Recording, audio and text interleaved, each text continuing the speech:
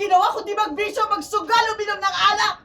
Ang apo ko, tinutulungan ako kahit ibenta niya sarili niya, kaya dapat mahiya ka sa kanya. Ako? Ha? Ako mahihiya? Oo! Hello, ako po si Gina Alahar.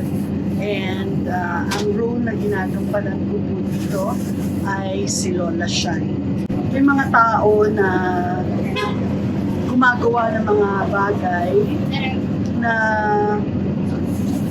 kahit labag sa kalooban nila, talagang kumakapit sila sa patali para lang matulungan nila yung kanilang mahal sa buhay. Para lang may mga pangarap sila para kasama yung mga mahal nila sa buhay.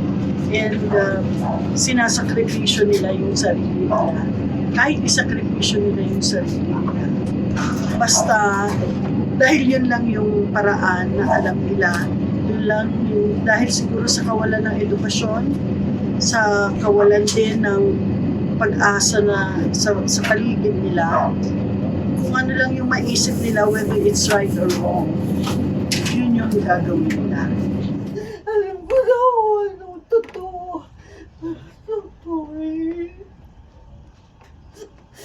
Totoo eh. Bakit mo ginawa yun? Bakit? Bakit? Oh my goodness, siguro talagang katulad ni Lola Shine, durog na durog yung puso niya nang malaman, nung malaman niya na yun yung ginagawa ng ako niya. I'm just portraying a role and nadurog na yung puso ko sa kanilang maglola. What more siguro kung sa akin pa mangyari. So, yeah, I don't know. Hindi mo kailangan gawin yun na po. Wala. Ito po yung naispan kong pera. Para po sa inyo to.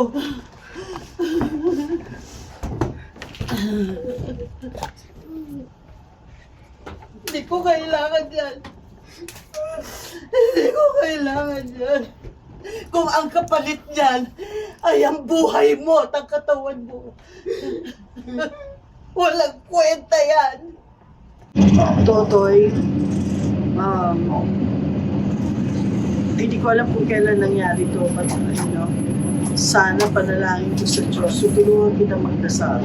Panalangin ko sa Diyos na magbago at takbo ng buhay niyo ni Lola Shine.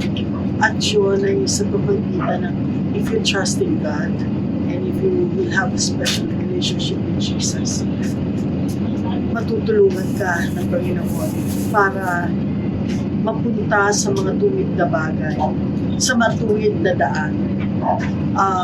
Matutulungan ka ng Panginoon Diyos at na mabago ang iyong buhay, na magkaroon ng bagong pag-asa dahil ang Diyos ay pag-asa. Inaanyayahan ko po kayong manood ng isang special na episode ng Wish Ko Lang. Samahan niyo po kami ha.